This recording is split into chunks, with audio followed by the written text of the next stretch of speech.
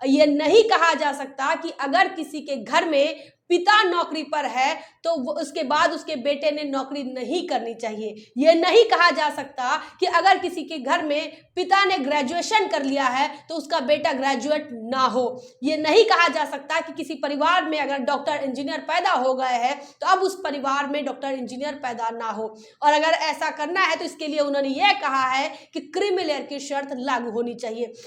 CGI Bhushan Gavai के मनुवादी बोल, आरक्षण को लेकर फिर दिया बयान, कहा एससी/एसटी के अधिकारियों के बेटा बेटी को ना मिले रिजर्वेशन, क्रीमी लेयर को बताया सही। साथियों जय भीम, मैं हूं इंजीनियर स्नेहा और आप देख रहे हैं नेशनल चौपाल। बता दें कि सीजीआई भूषण गवई इस वक्त देश के सर्वोच्च न्यायालय के मुख्य न्यायाधीश हैं। भारत में सबसे बड़ा पद है और उसके बाद लगातार इससे पहले भी और उससे सीजीआई बनने के बाद भी भूषण गवई के जो बोल है वह मनुवादी बोल ही नजर आ रहे हैं। चंद्रचूड़ इनके नेतृत्व वाली बेंच में भूषण गवई शामिल थे और उस बेंच का यह कहना था कि एससी/एसटी के रिजर्वेशन की समीक्षा होनी चाहिए, जिसका समर्थन भूषण गवई ने अलग से किया था। भूषण गवई ने उस समय यह भी कहा था कि एससी/एसटी के अंदर उपवर्गीकरण होना चाहिए, सब क्लासिफिकेशन होना चाहिए। भूषण गवई के माध्यम से यह भी कहा गया था कि क्रीमी लेयर की शर्त रखी जानी चाहिए। और उसके पश्चात ही जब से उन्होंने आरक्षण विरोधी बोल बोले उसके बाद वह देश के सीजीआई बन जाते हैं। सीजीआई बनने के बाद भी वह आरक्षण को लेकर बयानबाजी को रोक नहीं पाते हैं और लगातार देश की सरकारों को खुश करने के लिए आरक्षण के खिलाफ में बोलते ही जा रहे हैं। मनुवादी बोल इसलिए कहा जा रहा है क्योंकि इस देश के अंदर मनुवादी व्यवस्था के लिए ही एक नया ऑप्शन कि मनुवादी व्यवस्था ने जिन लोगों को अवसर मौका नहीं दिया उन लोगों के लिए नए अवसर नए मौके तैयार हो, इसके लिए ही रिजर्वेशन एक सकारात्मक पॉलिसी के तौर पर, सकारात्मक नीति के तौर पर अपनाई गई थी। बावजूद इसके इस देश की सरकारों ने, इस देश की मनुवादी विचारधारा ने रिजर्वेशन को लेकर, आरक्षण को लेकर, प्रतिनिधित्व को लेकर नकारात्मक बातें ही फैलाई, निगेटिव परसेप्शन फैलाया और इसी निगेटिव परसेप्शन का शिकार भूषण गवई भी देखने को मिल रहे हैं। भूषण गवई इन्होंने ये कहा है कि जो एससी/एसटी के अधिकारी हैं उनके बच्चों को रिजर्वेशन का फायदा नहीं मिलना चाहिए और क्रीमी लेयर की जो शर्त है उसे उन्होंने सही बताई है। सबसे पहले इसका आंकड़ा निकालना होगा कि आखिर एससी/एसटी के अधिकारी इस देश के अंदर है कितने। अगर आप सचिवालय की भी बात करते हैं तो वहां एससी/एसटी के कितने कर्मचारी हैं और कितने क्लास 1 ऑफिसर्स है, कितने क्लास 1 की पोस्ट पर हैं, क्लास 2 की पोस्ट पर कितने हैं। तो जहां पर ये क्लास 1 और क्लास 2 के अधिकारियों की बात आती है उसमें मेजॉरिटी में इस देश का सवर्ण बैठा है। वही दूसरी बात अगर करते हैं क्रीमी लेयर के समर्थन की तो भूषण गवई के यह समर्थन भी जिस प्रकार से ओबीसी पर पहली बार क्रीमी लेयर थोपा गया था और उसके बाद ओबीसी के साथ अन्याय किया गया था, डॉक्टर बाबा साहब अम्बेडकर ने 340 के इम्प्लीमेंटेशन को लेकर यह पूरा मामला बताया था कि कैसे उन्हें प्रतिनिधित्व दिया जाएगा। रिजर्वेशन यह प्रतिनिधित्व का मामला है, यह उस जाति के लोगों का रिप्रेजेंटेशन है हर उस क्षेत्र में जो राष्ट्र निर्माण के लिए काम आएगा, चाहे वह हायर एजुकेशन की बात हो, चाहे वह नौकरियों की बात हो, चाहे वह पॉलिसी मेकिंग की बात हो। और इसमें हायर एजुकेशन में या नौकरियों में या पॉलिसी मेकिंग में जब एससी/एसटी ओबीसी शामिल होगा तो उसका रिप्रेजेंटेशन वहां देखा जाएगा और यही सकारात्मक कार्रवाई आरक्षण के माध्यम से की जानी चाहिए थी। यह मूल उद्देश्य इस रिजर्वेशन की पॉलिसी का है। लेकिन रिजर्वेशन की पॉलिसी को यहां पर लगातार आर्थिक स्थिति को मजबूत करने के नजरिए से देखा जा रहा है, गरीबी को दूर करने के नजरिए से देखा जा रहा है, गरीबी हटाओ के नजरिए से देखा जा रहा है। तो दरअसल यह जो आरक्षण है, यह आरक्षण आपकी और बहुजन समाज की एससी/एसटी ओबीसी के अंदर जो गरीबी है उसे हटाने के लिए नहीं है, बल्कि राष्ट्र निर्माण में, पॉलिसी के निर्माण में और हायर एजुकेशन में इनका रिप्रेजेंटेशन बना रहे, इसके लिए है। यह नहीं कहा जा सकता कि अगर किसी के घर में पिता नौकरी पर है तो उसके बाद उसके बेटे ने नौकरी नहीं करनी चाहिए। यह नहीं कहा जा सकता कि अगर किसी के घर में पिता ने ग्रेजुएशन कर लिया है तो उसका बेटा ग्रेजुएट ना हो। यह नहीं कहा जा सकता कि किसी परिवार में अगर डॉक्टर इंजीनियर पैदा हो गए हैं तो अब उस परिवार में डॉक्टर इंजीनियर पैदा ना हो। और अगर ऐसा करना है तो इसके लिए उन्होंने यह कहा है कि क्रीमी लेयर की शर्त लागू होनी चाहिए। दरअसल आरक्षण यह जो है यह सामाजिक परिवर्तन के लिए एक बड़ा कदम था और यह सिर्फ इकोनॉमिकल आधार इसका नहीं है, इसका जो आधार है यह सोशल बैकवर्डनेस है कि आप सामाजिक दृष्टि से पीछे हैं, आप शैक्षणिक दृष्टि से पीछे हैं और इसी कारण से यह रिजर्वेशन उन कम्युनिटी को दिया गया जो कि मुख्य धारा से दूर रहे, जिन्हें हजारों सालों तक मनुस्मृति की 4 वर्णों की व्यवस्था ने दूर रखा। ना उन्हें पढ़ने लिखने का अधिकार दिया, ना उन्हें नौकरी करने का अधिकार दिया, ना उन्हें राजपाट करने का अधिकार दिया, ना उन्हें व्यापार व्यवसाय में भागीदारी दी और उन्हें गुलाम बनाए रखा। उन तमाम लोगों के लिए जो कि 85% SC ST OBC है, उनके लिए यह रिजर्वेशन की पॉलिसी है जिसे मनुस्मृति ने हजारों सालों तक मौका नहीं दिया।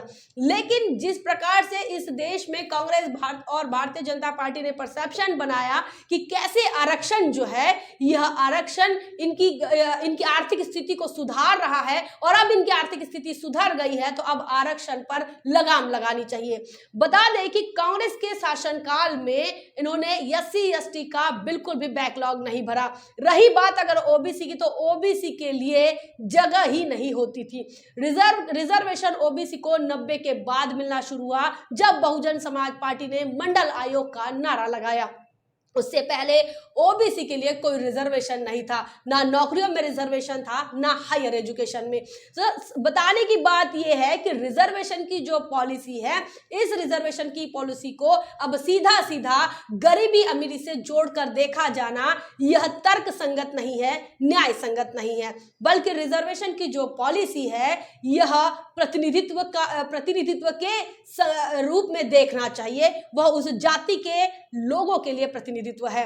OBC के ऊपर जब OBC के साथ जब यह अन्याय होता है और उन पर जो है क्रीमी लेयर थोपी जाती है तो उससे नुकसान ये होता है कि जो OBC की सधन जातियां थी, जो पढ़ लिख सकती थी, उनको क्रीमी लेयर लगाकर उन्हें मुख्य धारा में आने नहीं दिया, उन्हें डॉक्टर इंजीनियर बनने से रोका गया और जो जातियां बहुत ज्यादा बैकवर्ड थी वो आ ही नहीं पाई।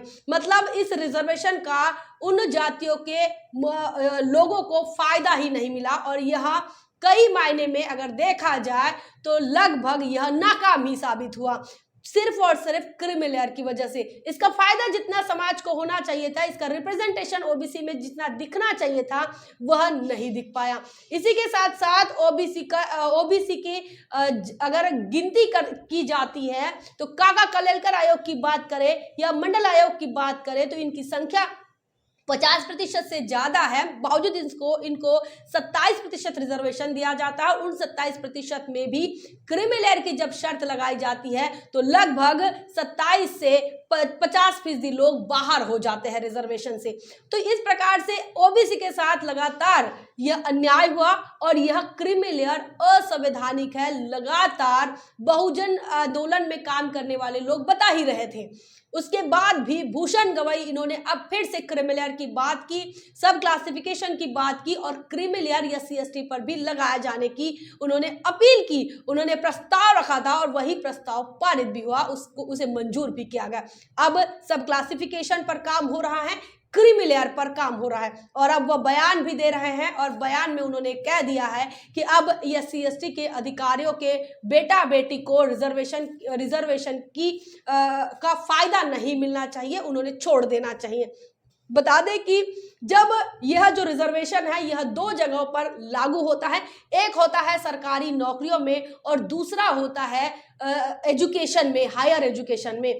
और अगर आप देखते हैं कि एजुकेशन के लिए जब एजुकेशन के लिए जब ये लोग पात्र होते हैं तब उन्हें हायर एजुकेशन में एडमिशन मिलता है, और नौकरियों के लिए जो जगह होती है, वैकेंट जो सीटें होती है जिस जाति के लिए होती है, वो उनको उनके मेरिट के आधार पर उन सीटों पर मिलता है, चाहे वो शेड्यूल कास्ट का हो, चाहे शेड्यूल ट्राइब का हो, या फिर ओबीसी का हो।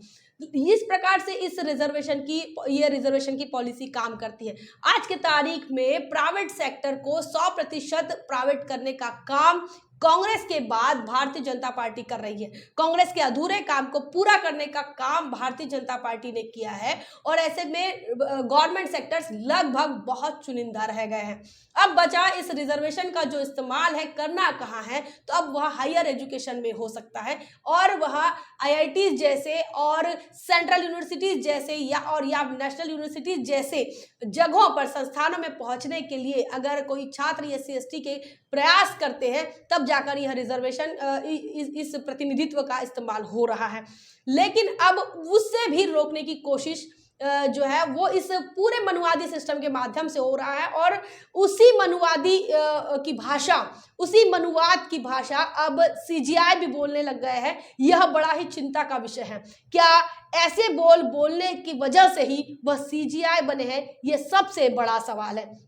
बता दें कि CGI भूषण गवई, इनके पिताजी रासू गवई, यह 3 प्रदेश के राज्यपाल रहे। सिक्किम के रहे, बिहार के रहे, केरल के रहे। बिहार में महाबोधि महाविहार का जो मसला है वो आज भी लंबित है, और भूषण गवई अपने आप को बुद्धिस्ट कहते हैं। और बुद्धिस्ट, अगर भूषण गवई बुद्धिस्ट है, रासू गवई बुद्धिस्ट है, बावजूद इसके उन्होंने महाबोधि महाविहार के मुद्दे को नहीं छेड़ा था। महाबोधि महाविहार को नहीं छेड़ा, लेकिन जिंदगी भर उन्होंने कांग्रेस के साथ अपना बनाया रखा, और कांग्रेस के साथ वो रहे, और कांग्रेस ने उन्हें कई बार विधानसभा, विधान परिषद भेजा, उन्हें राज्यसभा तक भेजा। तो इस प्रकार से एक पॉलिटिकल परिवार से, सदन परिवार से, दीक्षा भूमि की जो समिति है उसके अध्यक्ष भी रहे थे रासू गवई।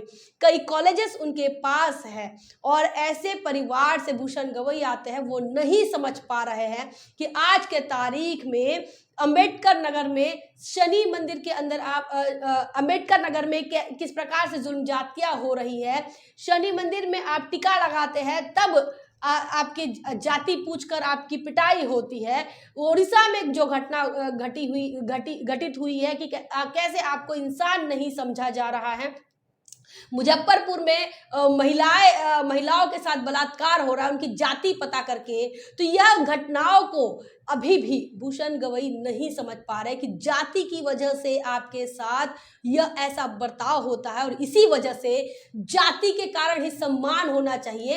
अगर आप अधिकारी बन रहे हैं, अगर आप चपरासी भी बन रहे हैं, अगर आप क्लर्क भी बन रहे हैं, या जज भी बन रहे हैं, तो यह आप नहीं बन रहे, आपकी जाति का वह प्रतिनिधित्व आप कर रहे हैं। लेकिन यह जाति का प्रतिनिधित्व न करते हुए भूषण गवई किसी और की विचारधारा का प्रतिनिधित्व करते नजर आ रहे हैं, और लगातार आरक्षण के खिलाफ बोलते जा रहे हैं। क्या कुछ आपका मानना है, क्या कुछ आपका सोचना है, कमेंट सेक्शन में लिखिए जरूर। बने रहे नेशनल चौपाल पर। तब तक के लिए जय भीम, जय भारत।